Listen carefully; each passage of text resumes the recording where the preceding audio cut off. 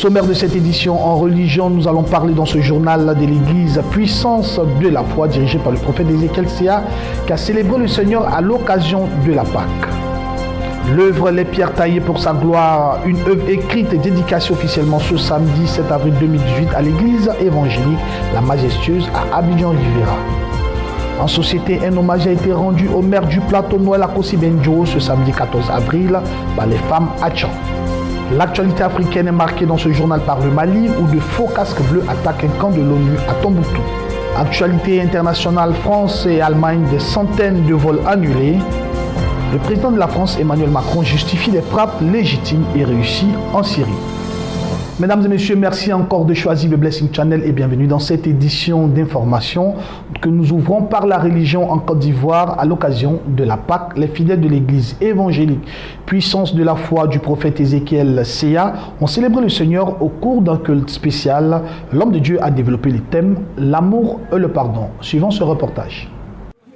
L'église évangélique Puissance de la foi dirigée par le révérend prophète Ézéchiel Sia a vibré au rythme de la Pâque à travers un culte spécial qui s'est tenu à l'occasion de cette fête.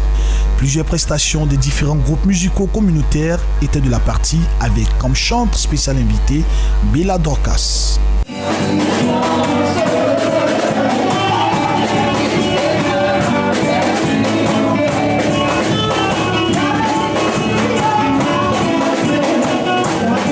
Le révérend prophète Ézéchiel Sia a exploité pour cette fête de Pâques le thème suivant, l'amour et le pardon, issu de Matthieu chapitre 26, verset 17. La Pâque, c'est la réconciliation et l'amour. Je suis à faire pourquoi? Tout ce que vous avez dit ce matin, que Jésus a été frappé, Jésus a été tué, Jésus a fait aussi, mais il a fait ça pourquoi? Alléluia. Alléluia. Jésus a fait ça pourquoi? Jésus a fait ceci pourquoi? À cause de l'amour, à cause de la réconciliation de l'humanité avec le Seigneur Dieu. C'est de ça il s'agit. C'est ça il s'agit. Ce beau culte spécial a été symbolisé par le partage d'un repas, signe de l'amour et de la fraternité. Parlons à présent d'œuvres littéraires toujours en religion en Côte d'Ivoire. L'œuvre Les pierres taillées pour sa gloire du révérend Amosu Désiré Kassi a été dédicacée officiellement ce samedi 7 avril 2018 à l'église évangélique La Majestueuse à Abidjan-Riviera. L'œuvre traite des fondements de la consécration. Plus d'éléments dans ce reportage. Des pierres taillées pour sa gloire est le dernier ouvrage que les lecteurs découvriront dans les rayons des librairies. La dédicace de cette œuvre littéraire chrétienne s'est déroulée le samedi 7 avril 2018 à l'église évangélique La Majestueuse à la Riviera Palmeraie. L'ouvrage traite du thème très important de la consécration à Dieu pour permettre aux hommes et aux femmes d'approfondir leur ministère. Pour ce faire, le révérend Kassi Amosu Désiré, auteur de l'œuvre, dans son intervention a invité les lecteurs à la mise en pratique des instructions données dans ce livre. Des pierres taillées pour sa gloire, il y a un niveau de langue qui pourrait aider les prédicateurs à mieux préparer leur message concernant la consécration. Il est aussi destiné à tout auditoire, le chrétien, le fidèle qui veut servir en tant que chante, qui veut servir en tant que hôtesse. Nous abordons ces problèmes concernant la consécration. Vous savez, il ne s'agit pas de chanter à l'église avec une seule belle voix. Il faut être consacré. Sinon, au-delà de la belle voix, après une prestation de groupe musical, on ne retient que la belle voix. Or, l'adoration doit pouvoir faire descendre l'Esprit de Dieu, doit pouvoir faire descendre la présence de Dieu. Donc nous demandons à chacun de lire et de comprendre ce que c'est que la consécration. On peut être instrumentiste, jouer, on ne joue pas juste parce qu'on sait jouer d'un clavier et d'un instrument, mais on doit jouer parce que Dieu nous a donné un talent que nous mettons à sa disposition. Les premiers lecteurs, satisfaits de la profondeur des enseignements contenus dans le livre, l'ont exprimé à notre micro. Je bénis le Seigneur pour cette cérémonie consacrée à l'œuvre de Dieu. Ce n'est pas du tout étonnant, ça vient d'un pasteur imminent pour lequel ma famille et moi avons beaucoup d'admiration. Et je bénis le Seigneur parce que cette œuvre mettra certainement beaucoup de discipline au sein des hommes de Dieu. Véritable chef-d'œuvre, les pierres taillées pour sa gloire plongent dès ses premières pages dans une découverte des fondements de la consécration à Dieu. L'édition 2018 du grand programme de prière et de délivrance de la mission prophétique Béthanie Délivrance s'est tenue le samedi 7 avril 2018 à Yopougon, Jesco précisément. Comme à l'accoutumée, ce programme a été aussi marqué par des temps de révélation et des prodiges avec la prophétesse Maman Sarah. Totale atmosphère prophétique et de guérison, l'édition 2018 du grand programme de prière de délivrance de la mission Béthanie de la prophétesse Maman Sarah a répondu à toutes les attentes le samedi 7 avril 2018 à Yopougon Jesco. Comme à l'accoutumée, ce programme a été pour le peuple de Béthanie un moment de louange et d'adoration, mais surtout un moment pendant lequel l'Éternel Dieu a utilisé sa servante pour des révélations ponctueuses et de délivrance. Mais ce matin, la joie vient jusqu'à toi. L'esprit de vérité qui te bloque. Jusqu'à présent, rien ne va. Il y a des souffrances. Il y a des souffrances. Il fait son chemin. Le grand programme de prière et de délivrance a été inspiré par Dieu à la servante de Dieu, Maman Sarah, pour répondre aux supplications de son peuple. Alors que l'Église fait souvent face à des critiques dégoûtantes, la prophétesse Maman Sarah reste fidèle à l'appel et à la mission qui lui a été confiée par Dieu. Tu sais, l'aigle là, un corbeau s'élève rapidement, tous les jours. Mais l'aigle a son temps. Aujourd'hui, nous les hommes de Dieu, quand on est là, on fait un programme de délivrance pour avoir l'argent. Donc on ne fait pas un programme pour avoir l'argent, on fait un programme pour que les âmes soient délivrées, pour que le nom de Dieu soit glorifié. Voilà. Donc Dieu m'a dit, chaque année, voilà ce que tu dois faire pour que mes enfants soient délivrés. Et c'est ce que je respecte. Vous voyez, l'aigle ne s'élève pas parce qu'il faut t'élever. Un corbeau ne s'élève pas. Amen. Amen. Mais l'aigle a son temps. Et l'aigle a son temps. L'aigle, il attend le temps de Dieu pour s'élever. Et c'est ce temps que j'attends toujours pour m'élever. Je ne m'élève pas par mes propres ailes, mais je m'élève quand Dieu dit de m'élever. Et quand je m'élève, Dieu manifeste sa puissance. Comme réponse à la fidélité de Maman Sarah, l'Éternel Dieu opère des prodiges selon les nombreux témoignages recueillis. Jésus est notre forteresse. Jésus est très puissant.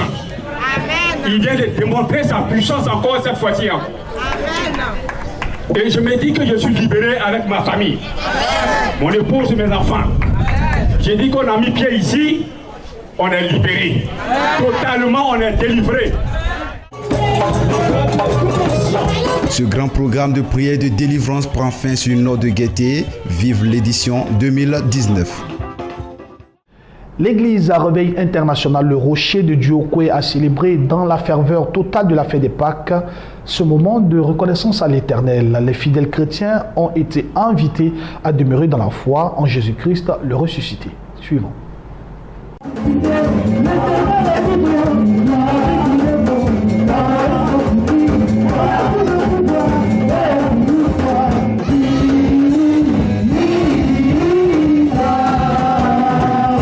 Les fidèles chrétiens de l'église de Réveil International du département de Diokwe se sont donné rendez-vous à l'église de Réveil du Rocher pour célébrer la fête de Pâques. Une fête qui commémore le passage de la mort à la résurrection de Jésus-Christ.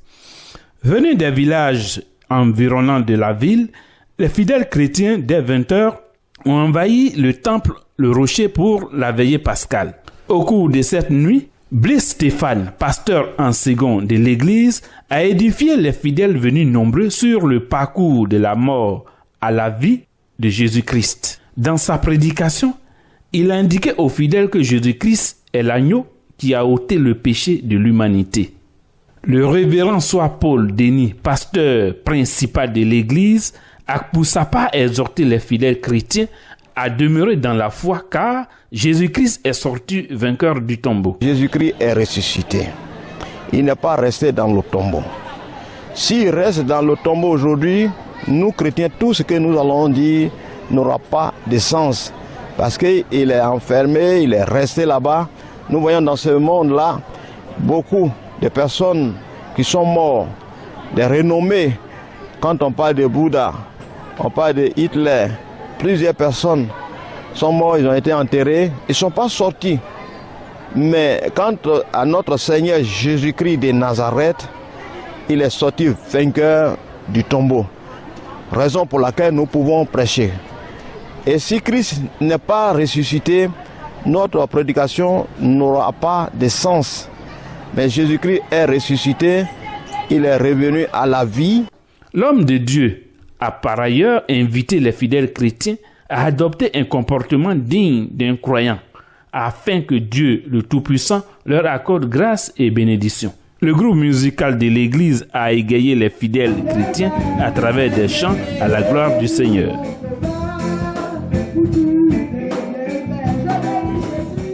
Parlons à présent de société dans cette édition d'information. Comme annoncé dans les titres, un hommage a été rendu au maire de la commune du Plateau dans le district d'Abidjan, M. Noël Akossi Benjo. C'était le samedi 14 avril par des femmes Hatchan pour le prix du meilleur maire d'Afrique de l'Ouest. Un prix qui lui a été décerné par le groupe Afrique Intelligence. Reportage signé Roselyne Mobio. Dans une atmosphère festive, les femmes Hatchan du district d'Abidjan, venues des 63 villages ébriés, ont rendu un vibrant hommage au maire de la commune du Plateau ce samedi 14 avril 2018. Cet hommage a été rendu à l'issue d'une sélection organisée par le groupe Afrique Intelligence. Au sorti de cette sélection, le maire Noël Akossi Benjo a été distingué. Il est donc le meilleur maire de l'Afrique de l'Ouest parmi 2985 maires sélectionnés. Pour ce prix et les actions menées pour l'autonomisation de la femme, les femmes Hatchan ont décidé de l'honorer. Elles sont dévouées pour l'accompagner dans sa mission à travers la prière et les conseils, car selon elles, la racine d'Abidjan, c'est le peuple Hatchan.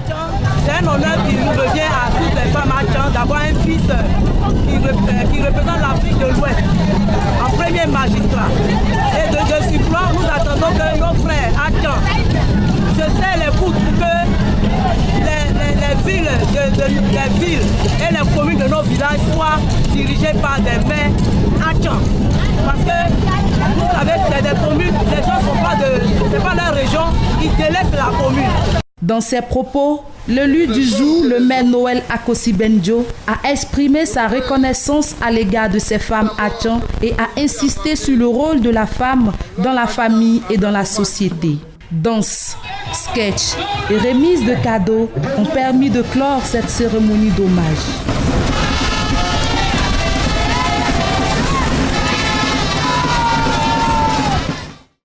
Le peuple Lobi de Flaké-Dougou veut sauvegarder et aussi promouvoir à la fois sa culture et sa langue. Un festival a été organisé dans ce sens et baptisé le festival Kontoro. Anissé Kouadio nous fait découvrir les moments forts de cet événement.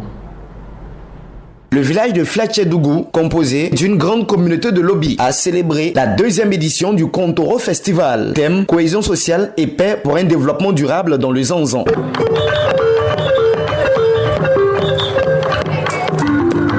Le Kontoro Festival est une plateforme véritable d'expression pour la valorisation du pagne et de la culture du pays Lobi. Cette richesse patrimoniale culturelle tend à disparaître. Voilà pourquoi les organisateurs veulent lui permettre de retrouver toutes ses lettres de noblesse. De plus en plus, le peuple Lobi perd son identité ethnique et culturelle du fait, notamment de la modernité et le phénomène urbain qui éloigne les jeunes de leurs traditions.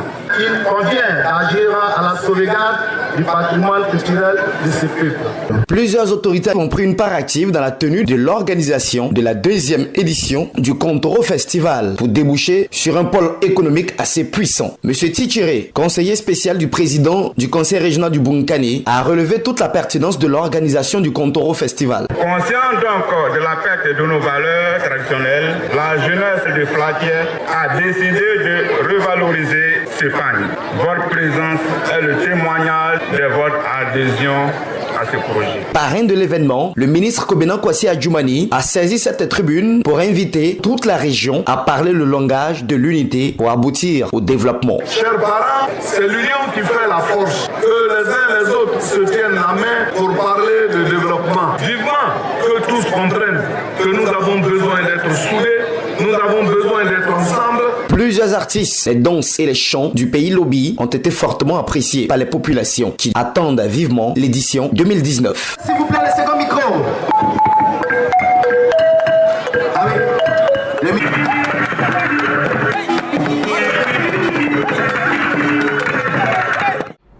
Parlons à présent de Festigri, le festival à l'autre groupe culturel social ivoirien Event BS qui a organisé la première édition du festival de grillade et de glace du Zanzan à Bandoukou. Retrouvons toujours notre correspondant Alice Kwadjo avec plus de détails dans cet élément. À l'instar des autres villes de Côte d'Ivoire, Bandoukou a son festival de grillades et de glace. C'est une première dans l'histoire de la capitale de la région du Grand-Togo d'accueillir un tel événement qui a rassemblé sur l'ensemble des 2 jours plus de 10 000 personnes. Ce festival de glace et des grillades de Bandoukou a été des instants de retrouvailles, de convivialité, de partage et de bonheur entre amis et en famille. Ça a été l'occasion pour les tout petits, tout comme pour les adultes, de savourer de bonnes et délicieuses glaces et de déguster le bon choukouya, du poulet braisé, ainsi que les merveilleux escargots et poissons braisés. Le groupe BS Event, dirigé par M. Bamba Salia, avec l'appui du Premier ministre ivoirien, M. Amadou Gon Coulibaly, ont permis aux populations de la région du Gontogo en général, mais à celle de Bandoukou en particulier, de partager des instants uniques de plaisir. L'objectif du festival des grillades et glaces du Zanzan, c'est de permettre à la population du district du Zanzan de déguster tout ce qui est grillade. Cette première édition, nous avions des grillades de pintade, poulet, escargot, mâchoron, carpe et en plus tout ce qui est diversité de glace. Jeux, animations, prestations d'artistes ont permis aux populations de vibrer et de célébrer la résurrection du Christ comme il se devait. Pour un premier coup d'essai, véritable coup de maître, totalement réussi, le groupe BS Events et son premier responsable Bamba Salia entendent, avec l'appui et le soutien du Premier ministre Amadou Gon Coulibaly, remettre le couvert pour l'édition 2019. Nous ouvrons à présent la page africaine de cette édition d'information. Déjà au Mali, comme annoncé dans les titres, des individus déguisés en casque bleu ont attaqué le samedi dernier des positions de la mission de l'ONU au Mali et des forces armées françaises à Tombouctou, précisément dans le nord du Mali. Peut-être une nouvelle stratégie des terroristes. Nous le savons dans cet élément. L'ONU en parle déjà comme étant une attaque sans précédent contre les casques bleus et les forces françaises au Mali.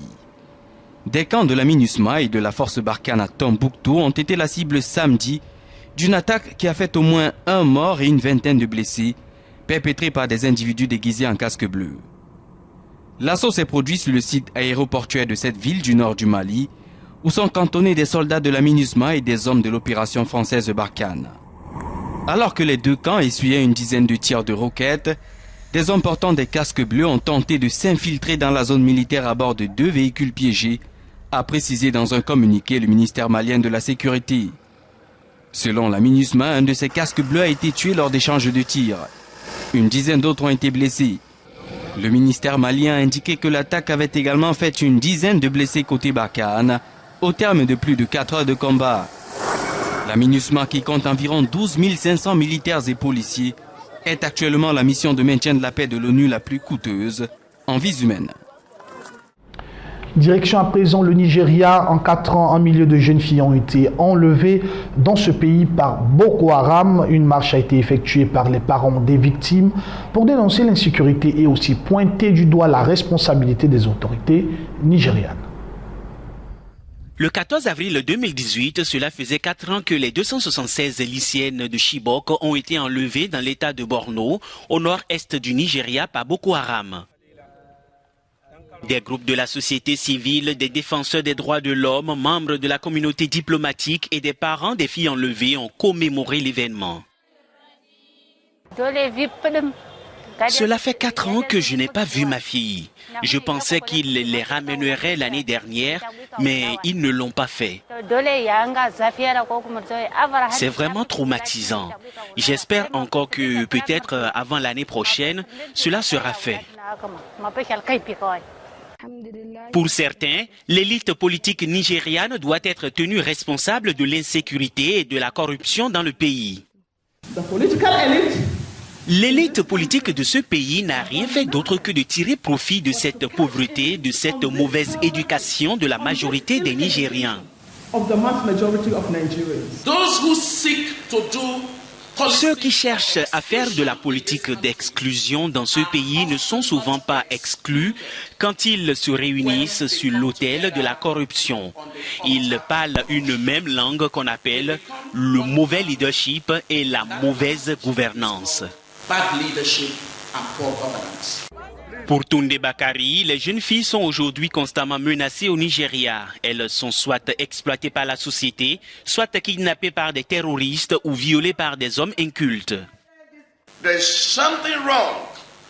Il y a quelque chose qui ne tourne pas rond quand une nation a été attaquée à 2 reprises sans jamais se soucier de la sécurité et surtout celle des jeunes filles. C'est extrêmement mauvais quand les jeunes filles deviennent un instrument de négociation entre le gouvernement et les terroristes. Le gouvernement de Muhammadu Buhari a promis de s'attaquer à tout ce qui menace la sécurité nationale avant les élections générales de 2019. À présent, l'actualité internationale direction la France et l'Allemagne de grève ont entraîné des perturbations en Allemagne et en France, clouant des centaines d'appareils au sol. Les salariés d'Air France étaient à leur 6e jour de grève, mais la compagnie a tout de même effectué 3 vols sur 4. Il ne faisait pas bon prendre l'avion ce mardi en Europe. Plusieurs grèves ont cloué des centaines d'appareils au sol. Celle des salariés d'Air France, dont c'était le 6e jour, 3 vols sur 4 étaient tout de même assurés. Les syndicats réclament 6% de hausse de salaire, ce qui coûterait 240 millions d'euros par an à Air France. La direction, elle, chiffre à 170 millions d'euros l'impact des 7 jours de grève. Toute autre situation en Allemagne, où là c'est le personnel public qui était en grève, notamment les services de sécurité et de chargement et déchargement des avions. Lufthansa a dû annuler la moitié de son programme, soit 800 vols. Les passagers qui n'ont pas eu la possibilité de changer leur vol et qui ont payé leur billet très cher sont les grands perdants de l'histoire. À mon avis, ce n'est pas juste. Je comprends qu'ils veulent plus d'argent, mais quand c'est vous qui êtes affecté, ce n'est pas la même histoire. Bon, dans tous les cas, j'arrive à comprendre. Les aéroports de Francfort, Munich, Cologne et Brême ont été concernés par ce mouvement bien plus large de 4 jours. Le syndicat Verdi réclame une augmentation de 6% des salaires pour les employés du service public. Nous terminons cette édition d'information en France. Le président de la République française, Emmanuel Macron, a justifié des frappes légitimes et réussies en Syrie. Dans une interview, le président français s'est défendu d'avoir déclaré la guerre à Bachar al-Assad. Emmanuel Macron justifie des frappes légitimes et réussies. Interviewé pendant près de 3 heures dimanche par Edwy Plenel et Jean-Jacques Bourdin, le président français assure ne pas avoir déclaré la guerre à Bachar al-Assad, moins de 2 jours après les raids français, américains et britanniques en Syrie. Au dire des autorités à la fois syriennes et russes, il n'y a aucune victime de leur côté. C'est exactement ce que nous voulions faire. Nous avons frappé de manière extrêmement précise des sites d'utilisation d'armes chimiques, contraires à tout le droit international, en particulier leur utilisation conformément à nos engagements. Et 3, nous n'avons eu aucun dommage collatéraux à l'égard des Russes. Que l'action a été efficace. Le chef de l'État français a répondu à ceux qui l'accusent d'avoir suivi les États-Unis. Lui assure les avoir convaincus. Avec les forces américaines et britanniques. Il y a 10 jours, le président Trump disait les États-Unis d'Amérique ont vocation à se désengager de la Syrie. Nous l'avons convaincu. Nous l'avons convaincu qu'il fallait rester dans la durée. La deuxième chose, nous avons aussi convaincu qu'il fallait limiter ces frappes aux armes chimiques, alors qu'il y a eu des emballements médiatiques par voie de tweets qui ne vous ont pas échappé. Peu après l'interview, la Maison-Blanche affirmait dans un communiqué que le président Trump souhaitait toujours le retour de ses troupes en Syrie le plus vite possible. Mesdames et messieurs, c'est la fin de cette édition d'information. Merci de l'avoir suivi et bonne suite de programme sur le Blessing Channel. Dieu vous bénisse. À bientôt.